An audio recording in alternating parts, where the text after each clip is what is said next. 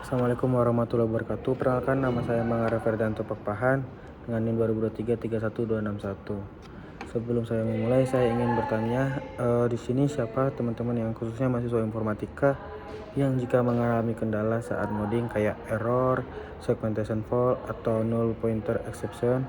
Tindakan pertama yang dilakukan itu bukan membaca dokumen resminya, tapi langsung menyalin dan menempelkan error tersebut ke ChatGPT atau Gemini. Tenang aja, Anda tidak sendirian. Saya pun sering melakukannya.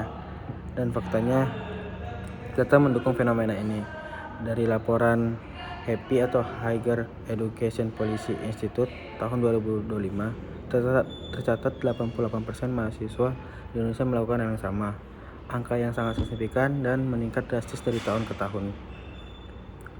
Teknologi AI bukan lagi masa depan, melainkan alat bantu di masa kini. Perkenalkan, saya Mangara Pakpahan, mahasiswa informatika Institut Teknologi PLN. Dalam video UAS mata kuliah komputer dan masyarakat kali ini, saya tidak hanya akan membahas permukaannya saja, melainkan mengupas tuntas hasil riset saya mengenai bagaimana disrupsi AI mengubah ekosistem belajar mahasiswa IT. Berdasarkan khususnya di kampus kita, ITPLN. Mari kita mulai. Baik, pertama kita perhatikan poster yang telah saya siapkan di layar. Judulnya cukup provokatif. AI, asisten cerdas atau ancaman malas. Mengapa judul ini dipilih? Karena AI layaknya pedang bermata dua. Efeknya bergantung pada siapa yang menggunakannya.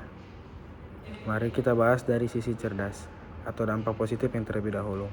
Teknologi ini merupakan agen perubahan besar bagi efisiensi pengerjaan tugas kita. Pertama, misalnya kita dalam mencari sintaks yang error atau bug. Dahulu kita harus menghabiskan waktu berjam-jam untuk mencari satu titik koma doang.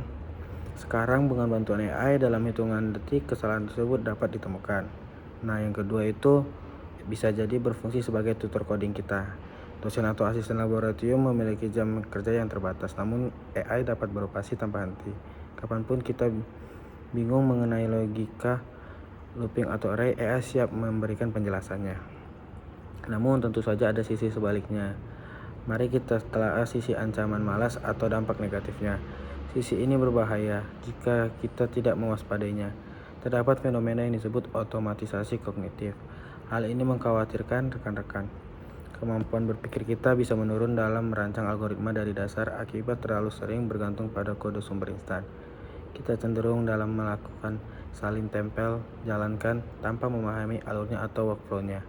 Akibatnya itu daya kritis kita dalam pemrograman menurun drastis. Selain itu, kita rentan terhadap plagiarisme pasif, mengklaim kode buatan sendiri padahal sepenuhnya dihasilkan oleh AI. Dampak lanjutannya adalah potensi perilaku antisosial atau keterasingan akademik. Alih-alih mendiskusi dengan teman sekelompok, kita memilih berinteraksi dengan AI. Budaya berbagi dan berkolaborasi tatap muka di kampus terancam memudar. Poin-poin dalam poster tersebut bukanlah sekedar opini pribadi. Hal tersebut didukung oleh data valid dari penelitian standar yang saya lakukan terhadap 30 responden mahasiswa IT di ITPLN. Hasilnya sangat menarik dan menunjukkan sebuah paradoks. Pertama, mahasiswa ITPLN tergolong cerdas dan melek teknologi. Berdasarkan data skala Likert, skor kepercayaan mereka terhadap AI tergolong rendah, hanya 2,70 dari 5. Artinya mereka menyadari bahwa AI atau ChatGPT bisa mengalami halusinasi, memberikan jawaban yang salah atau kode yang tidak efisien. Mereka tidak menerima jawaban AI begitu saja. Mengapa? Alasan utamanya adalah kebutuhan akan efisiensi waktu, tenggat waktu tugas yang memadat, dan proyek tugas akhir yang mengejar waktu membuat AI menjadi jalan pintas untuk melakukan debugging cepat atau membuat boilerplate kode.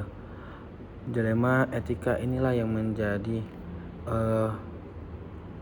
sarang yang terjadi di kampus kita. Mahasiswa merasa terbantu, namun di sisi lain khawatir kemampuan ahli mereka tumpul.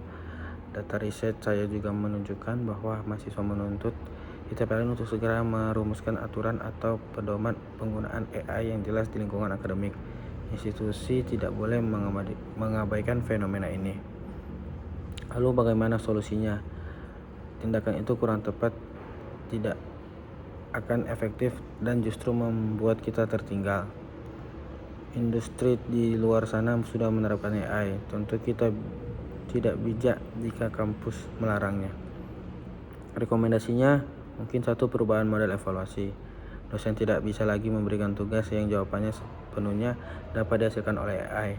Lalu inovasi tugas. Itu dosen dapat mulai menugaskan pembuatan kode menggunakan AI, namun indikator utamanya bukan sekedar kode tersebut berjalan, melainkan mahasiswa diminta untuk analisis mencari celah keamanan atau bugnya.